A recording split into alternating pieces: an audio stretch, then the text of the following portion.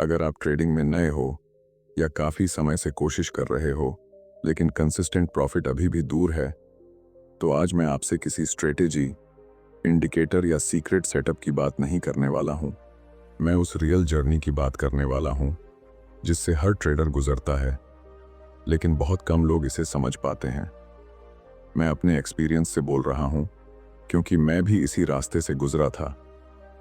Trading ने मुझे chart से ज़्यादा मेरे माइंडसेट के बारे में सिखाया था। शुरुआत में मेरे दिमाग में ट्रेडिंग की एक फिल्म चल रही थी।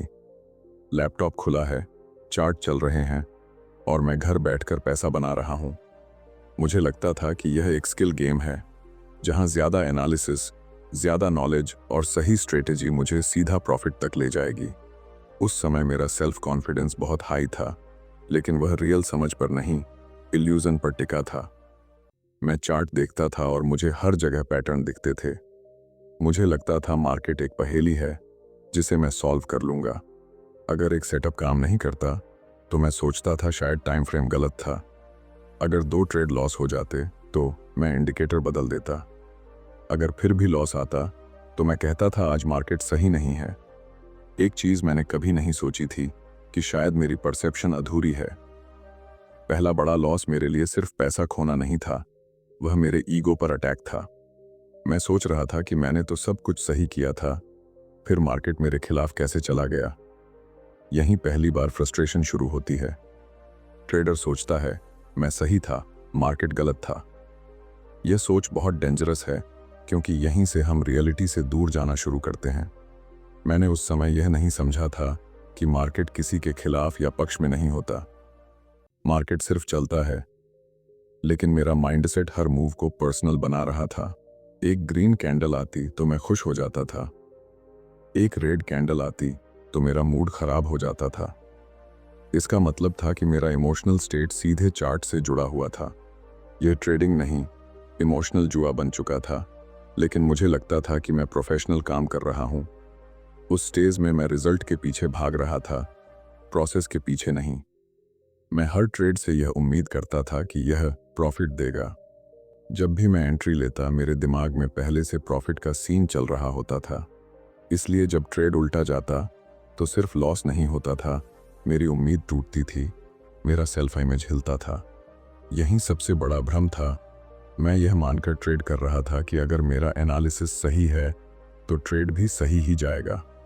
लेकिन ट्रेडिंग में सही एनालिसिस और सही रिजल्ट एक ही चीज नहीं है। उस समय मैं प्रोबेबिलिटी को समझता नहीं था, मैं सर्टेनिटी ढूंढ रहा था और मार्केट सर्टेनिटी देता ही नहीं। धीरे धीरे मेरे अंदर एक कॉन्फ्लिक्ट पैदा होने लगा। एक तरफ मैं खुद को स्मार्ट मानता था, दूसरी तरफ अकाउंट बैलेंस कुछ और कहानी बता रहा था। यह गैप मेरी सोच और रियलिटी के बीच मानसिक दबाव बनाता गया। मैं और ज्यादा चार्ट देखने लगा और ज्यादा वीडियो देखने लगा, लेकिन क्लैरिटी नहीं बढ़ रही थी, कंफ्यूजन बढ़ रहा था। यह वही स्टेज है जहां ट्रेडर को पहली बार झटका लगता है कि शायद ट्रेडिंग उतनी आसान नहीं है जितनी दिखती है। लेकिन वह अभी भी मानने को तैयार नहीं होता कि गेम बाहर नहीं, अंदर चल रहा है। वह अभी भी स्ट्रेटेजी ढूंढ रहा होता है, जबकि असली प्रॉब्लम उसकी एक्सपेक्टेशन और माइंडसेट में होती है। यहीं से अगला फेज शुरू होता है, जहां ट्रेडर मार्केट से ज्यादा खुद पर शक करना शुरू करता है। पहले उसे लगता था कि वह मार्केट को समझ लेगा, अब उसे लगने लगता है कि शायद वह खुद ही इस गेम के लायक नहीं है। और यही उसे एक नए, ज्यादा गहरे संघर्ष की तरफ ले जाता है। पहले जो झटका लगा था उसने मेरे अंदर एक नई कहानी शुरू कर दी थी। पहले मैं मार्केट को गलत मानता था, अब मैं खुद को गलत मानने लगा था। यह बदलाव बाहर से छोटा लगता है, लेकिन अंदर से बहुत भारी होता है। अब हर लॉस मुझे सिर्फ पैसा कम नहीं करता था, वह मेरा सेल्फ कॉन्फिडेंस भी खा रहा था। मैं चार्ट के सामने बैठता था, लेकिन अब मेरा नजरिया बदल चुका था। पहले मैं मौके ढूंढता था, अब मैं गलती ढूंढता था। हर ट्रेड के बाद मैं घंटों रिप्ले करता था। यहाँ एंट्री क्यों ली, वहाँ एग्जिट क्यों नहीं किया, ये कैंडल ऐसी क्यों बनी। यह एनालिसिस धीरे धीरे ओवर एनालिसिस में बदल गया था। मैं मार्केट को समझने से ज्यादा उसे कंट्रोल करने की कोशिश कर रहा था। मुझे लगने लगा था कि अगर मैंने परफेक्ट एंट्री पकड़ ली तो लॉस खत्म हो जाएंगे। मैं हर छोटे मूव का मतलब निकालने लगा। एक छोटी रेड कैंडल भी मुझे सिग्नल लगती थी, एक छोटी ग्रीन कैंडल मुझे कंफर्मेशन लगती थी। असल में मैं डेटा नहीं पढ़ रहा था, मैं अपने फियर और होप को चार्ट पर प्रोजेक्ट कर रहा था। यहीं सेल्फ डाउट गहराता है।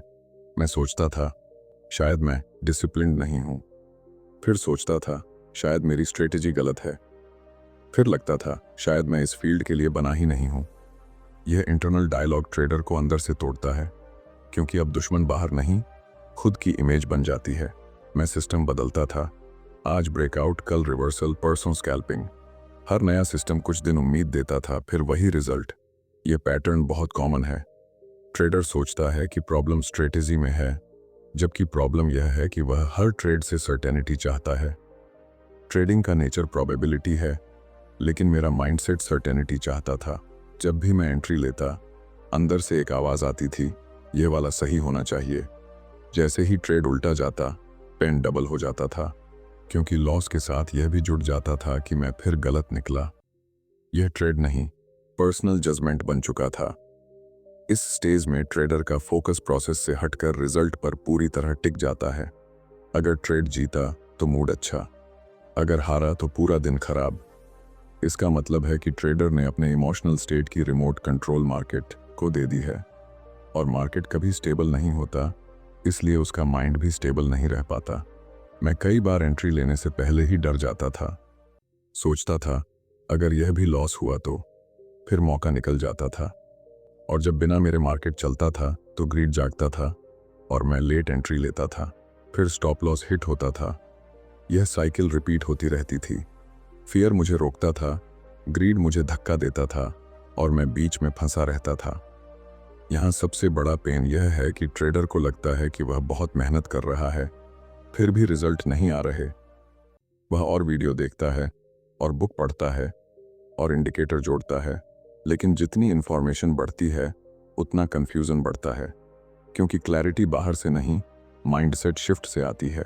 धीरे धीरे एक रियलाइजेशन शुरू होती है, लेकिन बहुत हल्की, कि शायद मार्केट को समझने से पहले मुझे खुद को समझना होगा।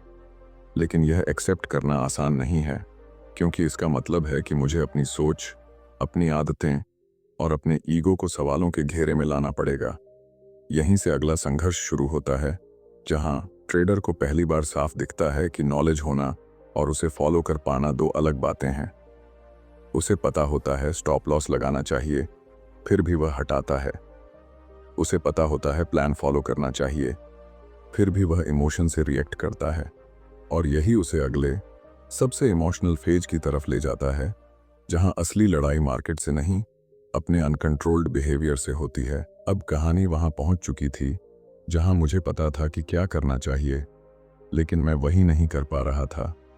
पहले मैं सोचता था कि प्रॉब्लम नॉलेज की है, फिर लगा कि प्रॉब्लम स्ट्रेटेजी की है, लेकिन अब साफ दिख रहा था कि असली प्रॉब्लम मेरे माइंडसेट और मेरे बिहेवियर के बीच गैप है।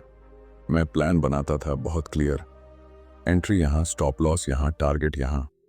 जब मार्केट बंद होता था तब मैं बहुत लॉजिकल था, सब कुछ सिंपल लगता था। लेकिन जैसे ही मार्केट लाइव होता था, मेरा लॉजिक धीरे धीरे इमोशन के नीचे दबने लगता था। जैसे ही ट्रेड थोड़ा प्रॉफिट में जाता था, मेरे अंदर फियर एक्टिव हो जाता था। दिमाग कहता था ले ले प्रॉफिट, मार्केट पलट सकता है। मैं जल्दी एग्जिट कर देता था। बाद में मार्केट उसी दिशा में भागता था और मैं स्क्रीन देखता रह जाता था।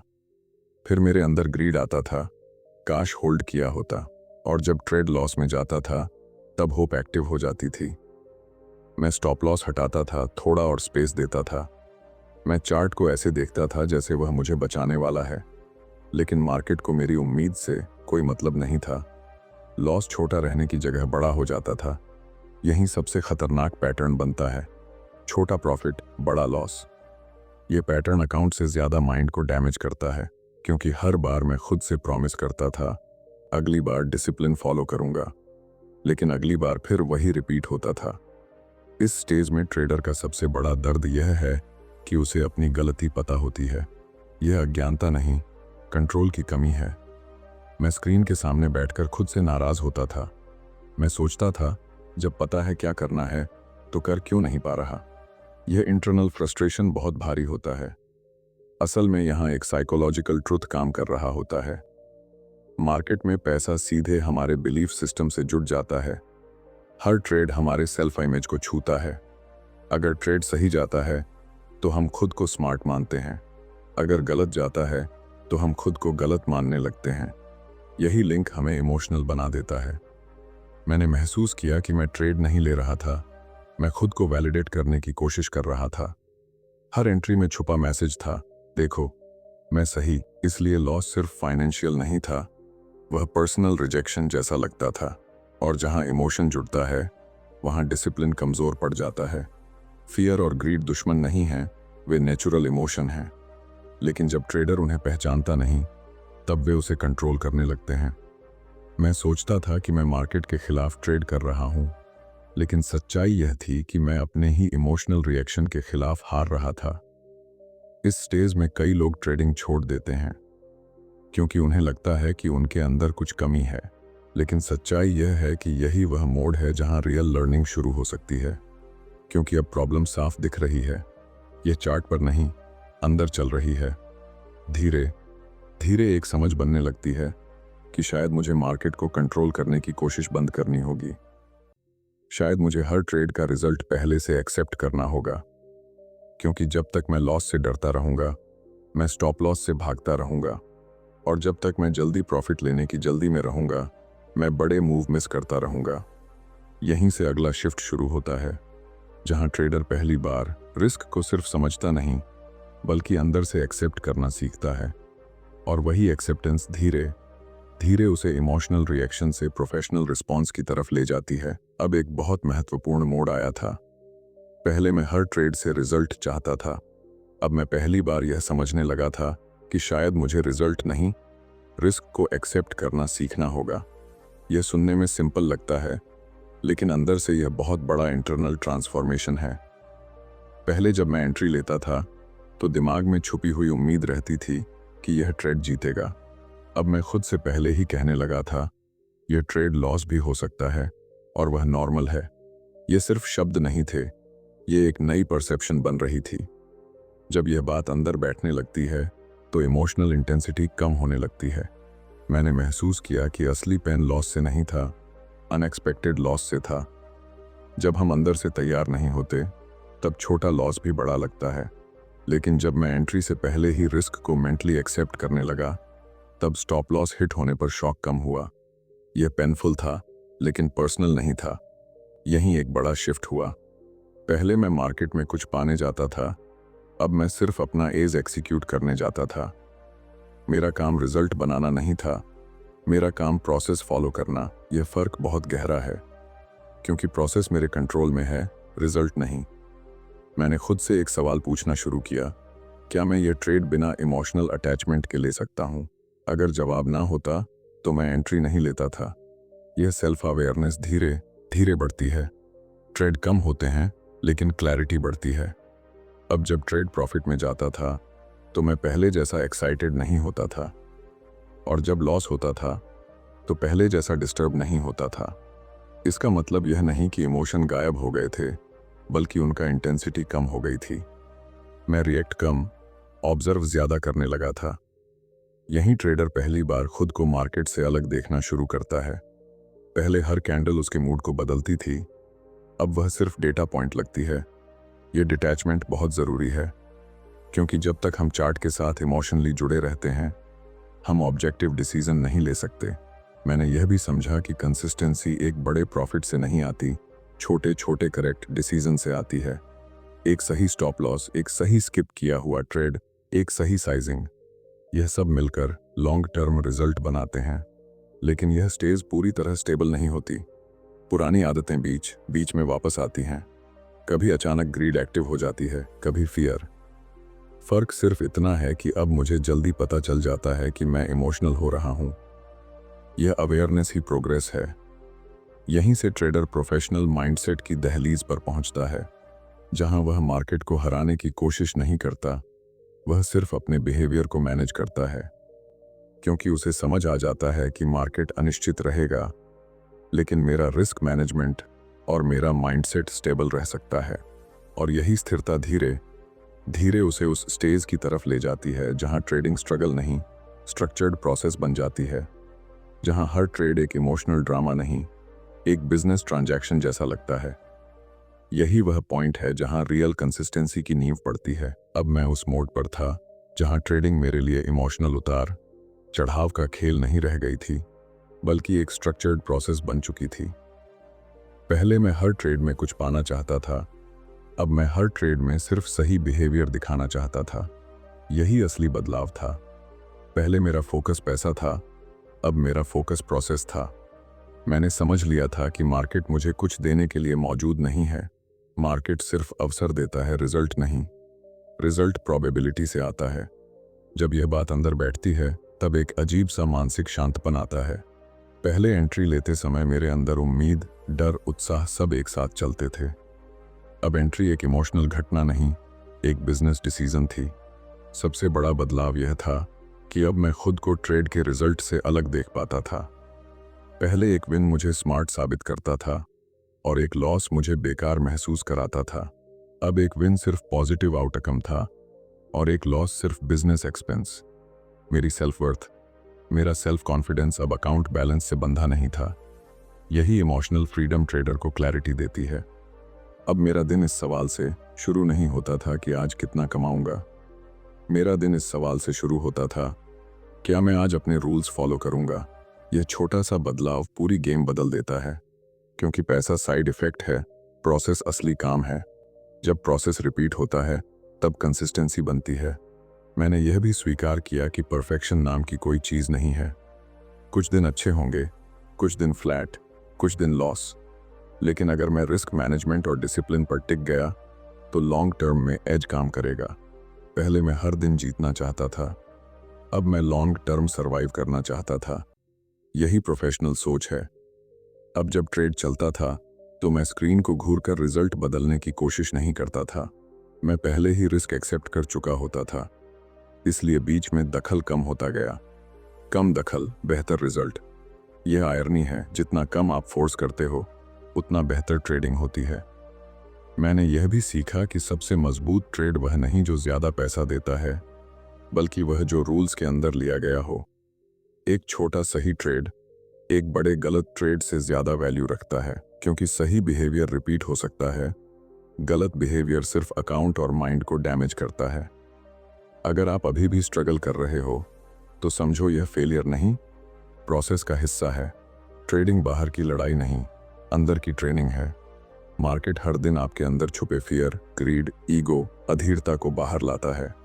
जो इनको ऑब्जर्व करता है वह ग्रो करता है, जो इनसे लड़ता है वह थकता है। याद रखो, ट्रेडिंग आपको अमीर बनने से पहले स्टेबल बनना सिखाती है। पहले आपका माइंडसेट प्रोफेशनल बनता है, फिर अकाउंट फॉलो करता है। उल्टा कभी नहीं होता। अगर आपको यह जर्नी समझ आई, अगर आपको लगा कि प्रॉब्लम स्ट्रेटेजी से ज़्यादा माइंडसेट की है, तो इस वीडियो को लाइक करो, चैनल को सब्सक्राइब करो और इस सीरीज़ को फॉलो करो। अगले वीडियो में हम इस प्रोफेशनल माइंडसेट को डेली रूटीन में कैसे बदलते हैं, वह पूरा स्ट्रक्चर देखेंगे। ट्रेडिंग में असली एज कोई इंडिकेटर नहीं है। असली एज आपका स्टेबल माइंड, क्लियर प्रोसेस और डिसिप्लिन्ड बिहेवियर है। मार्केट अनिश्चित रहेगा, लेकिन अगर आपका माइंडसेट स्थिर है तो वही आपकी सबसे बड़ी ताकत है। यही प्रोफेशनल ट्रेडर की पहचान है, यही असली गेम है।